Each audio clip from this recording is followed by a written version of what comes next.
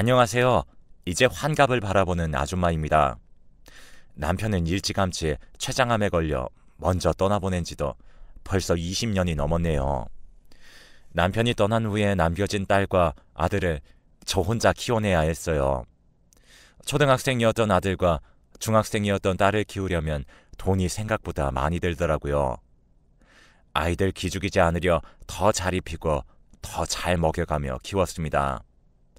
특히 아들은 어렸을 때부터 남들보다 조금 더딘 부분이 있어 걱정이었어요. 아들은 걷고 뛰는 건 남들보다 빨랐는데 말이 유독 늦게 트이더라고요. 간신히 숫자와 한글을 다 익히고 초등학교에 들어갔는데 초등학교 1학년 수업조차 제대로 따라오지 못한다는 담임선생님의 말에 걱정이 돼서 아들을 데리고 병원에 가봤습니다. 그때 알게 되었어요. 저희 아들이 다른 아이들보다 지능이 조금 낮다는 걸요. 지체장애 판단을 받을 정도는 아니었지만 일상생활에서 상황 판단이 느려서 다른 친구들에게 놀림당하는 일이 생길 수도 있으니 아이가 기죽지 않도록 부모님의 역할이 중요하다는 말을 해주셨거든요. 그래서 아들은 더 좋은 것만 주려고 했었는데 아들이 중학교에 들어가는 해에 저희 남편이 그만 암에 걸려 세상을 떠났어요. 한참 사춘기에 철없이 말을 내뱉는 아이들 사이에서 아들은 아빠도 없고 멍청하다고 반 아이들이 자기를 무시한다며 엄청나게 스트레스를 받았습니다. 그래서 그때마다 다른 지역들로 옮겨가며 전학을 시켰어요. 그때마다 새로 사입혀야 하는 교복 비용들도 감당하기 조금 버거웠죠.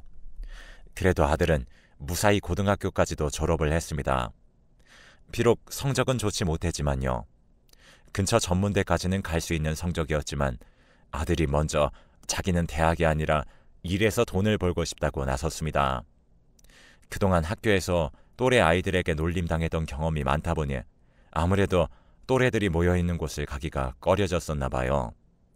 그래서 저와 딸이 발벗고 나서서 취직 자리를 알아봐 주었습니다. 하지만 겨우 취직을 해도 아들은 2주도 제대로 채우지 못하고 그만뒀습니다. 아니, 해고당했다고 말하는 게 맞겠죠. 그럴 때마다 제가 회사로 달려가 뒤집어 놓고자 아들도 딸도 이제 그만하라면서 저를 말렸습니다. 아들은 처음과 달리 갈수록 더 시무룩해져 가는 걸 보니 마음이 아팠습니다. 그런 상황들을 몇 번을 반복하고 난 뒤에 아들은 결국 집에서 부업을 하게 되었어요. 이전과 달리 누가 옆에서 혼내지도 않고 단순히 조립을 하면 되는 거였으니 아들도 회사에 나갈 때보다 훨씬 더 마음이 편해 보였습니다. 그래도 평생을 일만 하고 살게 할 수는 없는 노릇이었습니다. 이것만으로 아들이 생계를 이어나가기엔 벅찼어요. 그렇다고 장애 판정을 받지는 않아 나라에서 지원받는 것도 어려웠습니다. 저도 언젠가 나이가 들어 세상을 뜰 테고 딸에게 모든 부담을 넘겨줄 수는 없었어요. 그래서 아들을 데리고 병원으로 향했습니다. 아들이 혼자서도 사회생활을 할 수 있는 정도로만 만들 수 있다면 제 돈은 억만금을 가져다 줄 수도 있었어요. 병원에 갔더니 다행히 아들이 지금보다 훨씬 나아질 방법이 있다고 했습니다. 아들이 성인 ADHD가 심한 편이라면서 이것만 제대로 치료해 주어도 지금보다 훨씬 상태가 호전될 거라면서 약물 치료부터 시작했습니다. 거기에서 저는 희망을 찾았고 그 이후로 3년을 넘게 치료해왔습니다. 3년쯤 지나니 아들 상태도 많이 차분해지고 이제는 약도 거의 필요 없어졌어요. 일반적인 사회생활에도 무리가 없을 거라는 의사 선생님의 말씀에 안도했었습니다. 이제는 제가 없어도 아들이 잘 살 수 있겠다는 안도감이었죠. 그 이후 아들은 한 달에 한 번 정도만 병원에 가서 상담을 하고 왔을 뿐 별다른 이상도 없었습니다. 거기다가 혼자서 공장에도 취직했죠. 그러면서 일을 마치면 꼭 동네 복지관에 들려 시간을 보내다 왔습니다. 전부터 다니던 복지관이었는데 이제 자기도 멋진 사람이 되었다는 걸 보여주고 싶어 매번 그곳에서 한참을 놀다가 오는 것이었습니다. 이제는 가지 말라고 몇 번이나 말렸지만 아들은 제 말을 듣지 않았죠. 그렇게 일을 시작한 지 2달이 지났을 무렵이었어요. 아들이 대뜸 자기도 이제 돈을 많이 벌고 있으니 결혼을 하겠다고 나섰습니다. 그 이야기를 듣고 저는 그저 장난스럽게 결혼을 하면 누구랑 할 거냐면서 넌지시 물어봤어요. 그런데 아들의 입에서 뜻밖의 인물이 튀어나왔습니다. 저는 기껏해야 엄마랑 결혼할 거야 라는 말이 나오겠거니 했었는데 전에도 엄마가 최고라며 매번 엄마랑 결혼해야겠다고 말했었거든요. 하지만 이번에는 달랐습니다. 아들의 입에서 나온 이름은 아들이 매번 들리던 복지관에서 일하는 복지사 선생님이었어요. 저는 갑자기 그게 무슨 말도 안 되는 소리냐면서 그분이 왜 너를 만나냐고 했지만 아들은 의기양양하게 만난 지 반년째라며 결혼하기로 약속했다고 말하더군요. 저와는 어안이 벙벙하여 진짜냐는 말만 되풀이했습니다. 그러자 아들이 어디론가 전화를 걸어 저에게 바꿔주었습니다. 어머님 안녕하세요.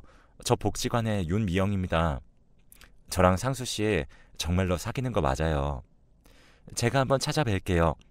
언제 시간 괜찮으세요? 전화에서 흘러나오는 소리에 홀린 듯이 약속을 잡고 그날이 되기만을 기다렸습니다. 약속한 전날 밤에 너무 떨려서 잠도 못 잤어요. 사실 아들의 상태를 알고 난 이후로 아들이 남들과 같은 평범한 삶을 살아간다면 좋을 테지만 그게 어려울 걸 아니까 매번 그런 욕심을 버리자고 생각했었거든요. 그런데 사회복지사 선생님과 그렇게 만난다고 하니 믿기 어려웠습니다. 약속한 장소에서 복지사 선생님을 만나자 늘 그렇듯 인자한 미소를 머금고서는 저에게 차분하게 설명해 주었습니다.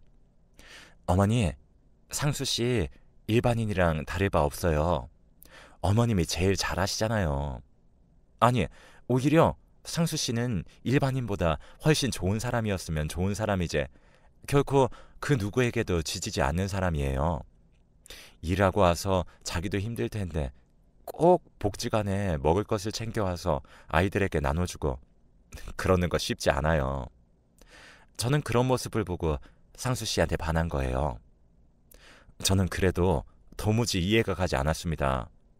제가 아무런 말도 없이 여전히 이해가 가지 않는다는 표정을 짓고 있자 복지사 선생님은 이번엔 조금 더 크게 웃음을 내보이며 말했습니다. 사회복지사 하면 일은 많이 하는데 그만큼 돈도 못 모으고 이런저 좋아해 주는 것도 상수씨가 처음이에요. 거기다 제 나이도 상수씨보다 훨씬 많은걸요. 오히려 제가 상수씨보다 부족한 면이 훨씬 더 많은 것 같은데요. 그러면서 상수와 둘이서 손을 꼭 붙잡고 있는 것을 보니 그제야 조금 믿을 수 있었습니다. 그래도 두 사람이야 좋으면 그만이라지만 며느리의 집에서 반대를 하지는 않을까 걱정이 돼 물어보았어요. 집에서는 결혼하려는 거 알고 계시나? 당연하죠. 어머님, 저희 어머니도 상수씨 엄청 마음에 들어 하세요. 저번에 복지관에 갖다 주러 오셨다가 상수씨랑 한번 만나셨거든요. 어떻게 일하고 와서 이렇게 할 수 있냐면서 엄청 대단하다고 하셨어요. 사돈도 그리 말했다고 하니 그제야 마음이 푹 놓였습니다. 어머님, 결혼식은 생략하고 혼인신고만 하고 나서 살고 싶어요. 혼인신고는 당장 내일이라도 하면 저희야 좋고요. 저희 집에서도 허락하셨어요.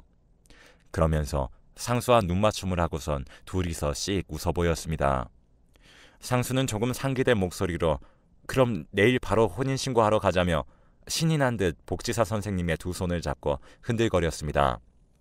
다음 날이 되자 상수와 복지사 선생님은 정말로 혼인신고서를 제출하고 왔습니다. 어머님, 이제 복지사 선생님 말고 며느리나 새아가로 불러주세요. 이제 진짜로 가족이니까요. 며느리의 말에 순식간에 몸이 하늘을 떠도는 듯한 해방감을 느꼈습니다. 그동안 아들 걱정이 이만저만이 아니니 제 몸보다도 제가 떠나고 나면 아들을 어찌해야 할지 막막해서 가슴이 턱하고 막혀있는 기분이었거든요. 이제는 걱정 없이 아들, 딸이 가정을 이뤄서 잘 사는 모습만 보면 된다 생각하니 절로 웃음이 피식피식 새어나왔습니다. 그런데 어머님, 제가 이번에 조금 떨어진 복지관으로 발령이 나서요. 상수씨랑 저는 제가 모아놓은 돈이 있으니 따로 집을 구해서 나갈게요. 어머님 몸도 안 좋으신데 저희마저 멀리 가버려서 너무 죄송해요. 상수와 처음으로 멀리 떨어져야 한다는 불안한 마음과 동시에 며느리 돈으로 집까지 구해서 나간다고 하니 미안한 마음도 앞섰습니다. 이 집 전세금 빼서 너희 집 구하는데 보태줄 테니 조금만 기다려보렴. 나는 이제 혼자 살 테니 이것보다도 작은 집으로 이사가면 돼. 둘이서 살기에도 크다 생각했는데 이참에 이사도 해야겠구나. 제 말에 며느리는 한사코 그럴 필요가 없다면서 손사래를 쳤지만 제가 해줄 수 있는 게 이뿐이라 저도 물러서지 않고 결국엔 제 뜻대로 했습니다. 그리고 상수가 이사가는 날이 되자 한 번도 제 곁에서 떼어놓지 않았던 애를 멀리 보내려니 마음이 벌써부터 적적해져 왔습니다. 상수는 그저 신이 나서 제 아내 뒷공무니를 졸졸 쫓아다녔지만요. 그렇게 두 사람을 보내고 난 뒤에 이제 정말 신경 쓰지 않으려 했었습니다. 그런데 왜인지 상수와 연락이 잘 안 되더라고요. 아무래도 신경이 너무 쓰여 상수네 집으로 갔습니다. 요즘엔 아들네 집이라도 불쑥 찾아가는 건 예의가 아니라지만 매번 연락을 하면 며느리는 바쁘다는 핑계에 상수는 연락조차 제대로 받지 않으니 갑갑해서 가만히 있을 수가 없어 불쑥 찾아갔습니다. 버스를 타고 2시간 만에 도착한 집에 초인종을 눌렀지만 안에서는 아무런 인기척이 들리지 않았습니다. 두어 번 더 눌러보다 며느리에게 전화를 했습니다. 네, 어머님. 어쩐 일이세요? 내가 너희 집에 반찬 좀 갖다 주려고 왔는데 상수도 집에 없니? 어머, 상수 씨도 집에 없어요? 저도 잘 모르겠어요. 그럼 제가 지금 반차 쓰고 바로 갈 테니까 잠시만 기다려주세요. 다른 집 며느리들은 이렇게 찾아오면 경비실에 맡겨달라고 한다던데 반차까지 쓰고 달려오겠다고 하는 걸 보니 며느리가 참 착한 아이인데 제가 오해했나 싶어 오히려 미안해졌습니다. 아니야, 그럴 필요 없다. 내가 말도 안 하고 온 탓에 반차는 경비실에 맡기고 갈 테니 퇴근하고 가지고 올라가렴. 그러자 며느리는 너무 죄송하다면서 다음부터는 연락하고 와달라는 말을 전했습니다. 괜히 나이가 들수록 걱정만 많아져서 쓸데없는 짓을 한 건가 하고 경비실에 803호 부부가 오면 전해달라는 말과 함께 반찬을 건넸습니다. 그런데 경비 아저씨가 의문스럽다는 듯이 803호요? 라고 되물었습니다. 제가 그렇다고 고개를 끄덕이자 경비 아저씨는 다시 한번 확인하려는 듯 자신의 앞에 놓여진 종이들을 뒤적이며 말했습니다. 803호에는 사람 안 사는데요. 잘못 찾아오신 거 아니에요? 저는 놀라서 그게 무슨 말이냐며 분명히 여기가 맞다고 했습니다. 한 동짜리 아파트라서 동이 헷갈릴 리도 없었거든요. 그게 무슨 소리예요? 분명히 여기라고 아들이 주소도 보내줬는데 기다려보세요. 제가 전화해서 확인시켜 드릴게요. 다시 상수에게 전화를 걸었지만 상수는 여전히 전화를 받지 않았습니다. 그래서 며느리에게 전화를 해 상황을 설명하자 며느리는 눈에 띄게 당황하며 지금 가고 있다면서 잠시만 그곳에서 기다리라고 할 뿐이었습니다. 경비 아저씨는 정 못 믿겠으면 직접 올라가서 같이 확인해보자며 마스터키를 챙겨 들고서는 저를 잡아 끌었습니다. 저도 제가 당연히 맞다는 생각에 올라가서 확인해보자고 했어요. 그런데 올라가서 보니 정말 경비 아저씨 말대로 그곳은 빈집이었습니다. 누가 봐도 사람이 산 흔적이 남아있지 않았어요. 그러던 와중에 며느리가 헐레벌떡 엘리베이터에서 내렸습니다. 어머님, 거기 계시라니까 왜 여기까지 올라오셨어요? 지금 내가 올라온 게 문제가 아니라 너희가 집 이사했니? 아, 네네, 맞아요. 일주일 전에 이사했는데 제가 말씀드리는 걸 깜빡했네요. 그럼 이사한 집으로 가자. 여기 반찬들 밖에 너무 오래 놔둬서 상하겠다. 며느리는 무거우니 자기가 집에 내려놓고 올 테니 근처 카페에서 쉬고 계시라는 말만 반복했습니다. 그래도 저는 여기까지 온 김에 아들도 보고 가야겠다는 생각이 들어 상수에게 다시 전화를 걸었어요. 반찬이 무거우니 상수가 와서 드는 편이 낫겠다 싶었어요. 그런데 이상하게 상수는 여전히 전화를 받지 않고 상수에게 전화를 걸 때마다 며느리의 가방에서 진동이 울리는 겁니다. 몇 번씩이나 제가 전화를 거는 타이밍과 진동이 울리는 타이밍이 딱 맞아 떨어졌어요. 며느리의 가방을 낚아채서 속 내용물을 뒤졌습니다. 그러니 떡하니 상수의 휴대폰이 나오더라고요. 그때부터 예감이 너무 불길해졌습니다. 몇 번의 상황이 있었지만 아닐 거라고 생각하고 넘겼는데 혹시나 상수를 어찌한 걸까 싶어 버럭 소리를 지르며 정신 나간 사람 마냥 상수는 어디 있냐며 소리를 지르니 며느리는 저를 진정시키고 그제야 집에 있으니 집으로 가자며 저를 자신의 차에 태웠습니다. 가는 동안 며느리는 계속 이사한 집에 아직 정리가 덜 돼서 어머님에게 보여드리기 부끄러워서 그랬다며 전화기는 상수가 아침에 실수로 집어넣은 것 같다고 오해라면서 찬찬히 설명해 주었습니다. 가는 동안 그래도 흥분이 가라앉아 내릴 때쯤에 미안하다며 오히려 제가 사과했죠.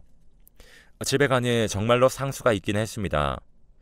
잘 챙겨 먹고 있었는지 오히려 더 건강해 보였습니다. 그래서 제가 단단히 오해했구나 싶었죠. 오랜만에 저를 만난 상수는 달려와 저에게 폭삭 안겼습니다.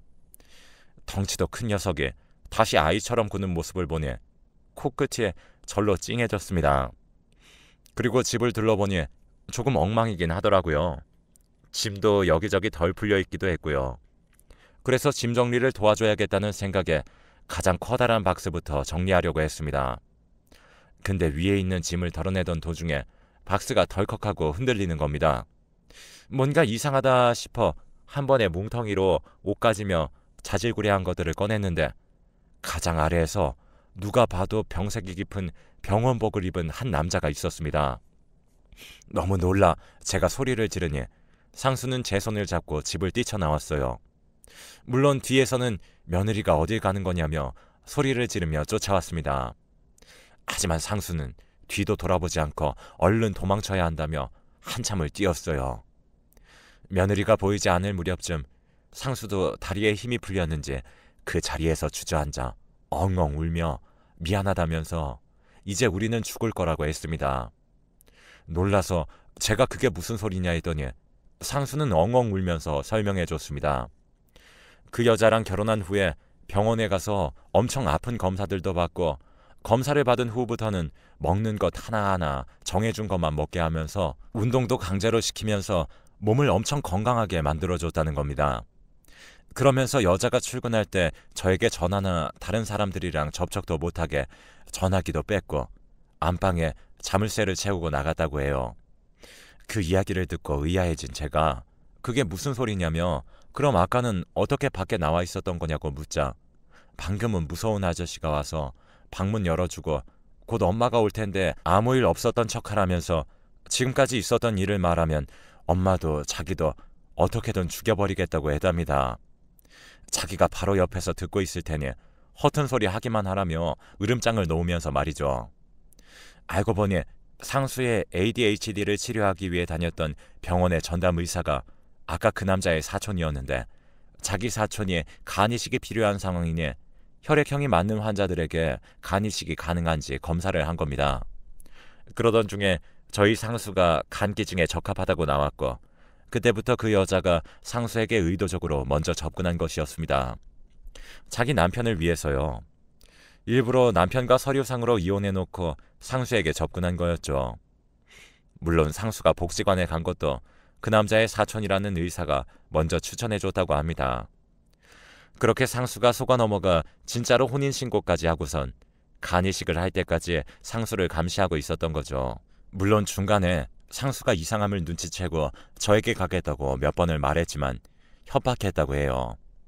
심지어 다음 주에는 입원해서 간이식 수술도 얼마 후면 할 예정이었다고 합니다. 그 이야기를 듣고서 치가 떨려 당장 변호사를 선임하러 갔습니다. 변호사를 통해서 사기 결혼과 감금 그리고 협박죄까지 모두 묶어 신고했습니다. 그러자 변호사를 통해서 이야기를 해보자고 연락이 오더군요. 낯짝도 뻔뻔하게 저희 집까지 찾아와 문을 열어달라며 난동을 부렸습니다. 얘기 좀 해요. 간이식 조금 한다고 사람이 죽는 것도 아니고. 내가 해코지를 했어. 뭘 했어? 건강하라고 음식도 좋은 걸로만 해줘. 운동도 시켜줘. 간이식 한다고 사람 안 죽어. 문 밖에서 들려오는 악다구니에 결국 문을 열어 제끼고 소금을 뿌려댔습니다. 물론 욕도 한 바가지로 쏟아부어줬죠. 그 여자는 뭐 하는 짓이냐며 달려들려고 하길래 한바탕 몸싸움까지 벌였죠. 그 후 몰래 간이식 공여자 검사를 한 의사는 당연히 면허 취소를 당했고 그 여자도 사기 결혼에 감금 협박 모두 묶어서 결국 징역살이를 하게 만들었습니다. 하지만 이 일의 발단인 남자는 몸이 아프다는 이유로 계속 병원에 있는다더군요. 아직도 그 생각만 하면 속이 뒤집어지고 화병이 날 것 같지만 그래도 상수가 무사히 돌아와서 천만다행이라는 생각을 해요. 그 이후로 상수는 트라우마 때문에 이전에 하던 부업조차 제대로 하지 못했어요. 특히 방 안에 들어가서 문이 닫히는 걸 극도로 싫어했습니다. 그 일이 있고 난 직후에는 제가 조금이라도 눈에 보이지 않으면 극도로 흥분하면서 저를 찾아다녔었는데 병원을 다니면서 조금씩 극복해 이제 겨우 그 일이 있기 전처럼 사네요. 그런데 저도 나이를 먹을 만큼 먹었고 상수를 돌봐주는 건 한계가 있는데 제가 떠나고 나면 상수는 어찌해야 할지 걱정이 앞섭니다. 그리고 혹여나 그 여자가 징역을 다 살고 나와서 상수한테 해코지라도 할까 두렵기도 하고요. 그런 사람들은 당연히 평생을 교도소에서 살아야 하는 것 아닌가요? 이제 앞으로 어떻게 해야 할지 너무 막막하네요. 가해자들은 발 뻗고 자고 피해자들이 더 움츠러들어 있다는 현실이 너무 갑갑합니다. 그래도 저밖에 모르는 상수를 위해서라도 힘을 내야겠죠. 여러분들도 아무리 힘든 일이 있어도 포기하지 마시고 이겨내시길 바랄게요.